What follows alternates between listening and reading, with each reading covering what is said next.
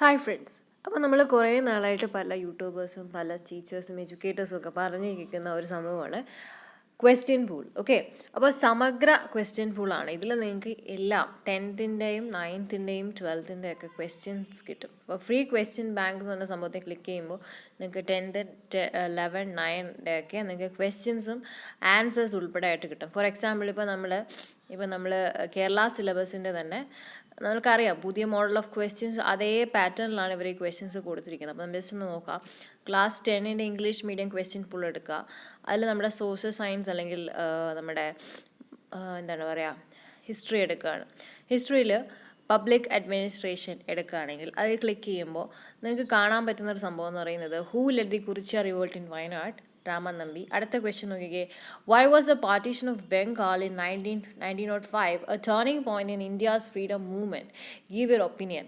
So അതിൻ്റെ ഒപ്പീനിയനാണ് ചോദിക്കുന്നത്. അപ്പോൾ അതിൽ ക്വസ്റ്റ്യൻസ് ഇതിനൊക്കെ തന്നെ വരാൻ ചാൻസ് ഉണ്ട്. അപ്പോൾ നമുക്ക് പറയാം മൾട്ടിപ്പിൾ ചോയ്സും മൾട്ടിപ്പിൾ സ്റ്റേറ്റ്മെൻറ്റുള്ള ക്വസ്റ്റ്യൻസ് വരുന്നുണ്ട്. അപ്പോൾ ഈ രീതിയിലുള്ള നിങ്ങൾ ക്വസ്റ്റ്യൻസ് ആ ഒരു SC ആയിട്ടുള്ള ചാപ്റ്റർ വായിച്ചിട്ട് ഈ ക്വസ്റ്റ്യനും കൂടെ സോൾവ് ചെയ്ത് പോവുകയാണെങ്കിൽ ഇതിൽ വെരി ബെനിഫിറ്റ് ആയിരിക്കും, നല്ലൊരു ബെനിഫിറ്റ് ആയിരിക്കും നിങ്ങൾക്ക് തരാൻ പോകുന്നത്.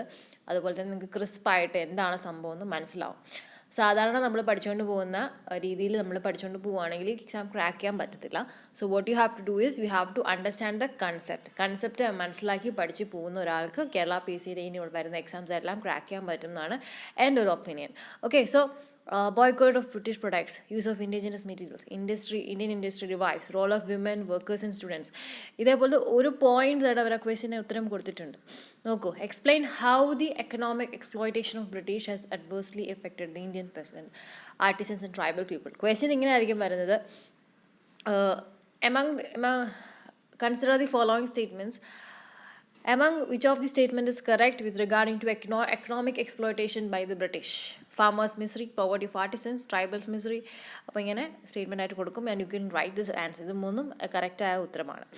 ഓക്കെ, അതുപോലെ 1 word ക്വസ്റ്റ്യനും ഇതിൽ വരുന്നുണ്ട്. Okay, so this is amazing ആയിട്ട് നിങ്ങൾക്ക് ചെയ്ത് പോകാം. ആ ക്വസ്റ്റ്യൻ നിങ്ങൾ ടെക്സ്റ്റിൻ്റെ ആ ചാപ്റ്റർ വായിച്ചിട്ട് സമഗ്ര എന്ന് പറഞ്ഞാൽ ചെക്ക് ചെയ്താൽ മതി കേട്ടോ. സമഗ്ര ക്വസ്റ്റ്യൻ പൂൾ എന്ന് ജസ്റ്റ് ഗൂഗിളിൽ സെർച്ച് ചെയ്യുക. ഗൂഗിളിൽ സെർച്ച് ചെയ്യുമ്പോൾ ആദ്യം വരുന്നതിൽ ക്ലിക്ക് ചെയ്യുക. സമഗ്ര ക്വസ്റ്റ്യൻ പൂളിൽ നിങ്ങൾക്ക് ക്ലാസ് 10, 11, 12 ക്ലാസ് 9 കിട്ടും. So all the best for every one. ഇനി എന്തെങ്കിലും ഡൗട്ട്സ് ഉണ്ടെങ്കിൽ കമൻറ്റ് സെക്ഷനിൽ പറയാം. പുതിയ പാറ്റേണിൽ എങ്ങനെ ക്വസ്റ്റ്യൻ നിങ്ങൾക്ക് ക്രാക്ക് ചെയ്യാമെന്നതിൻ്റെ പേജിലുള്ള വീഡിയോ ഉടനെ വരുന്നതാണ്. Thank you for listening and see you next video. Until then, bye bye.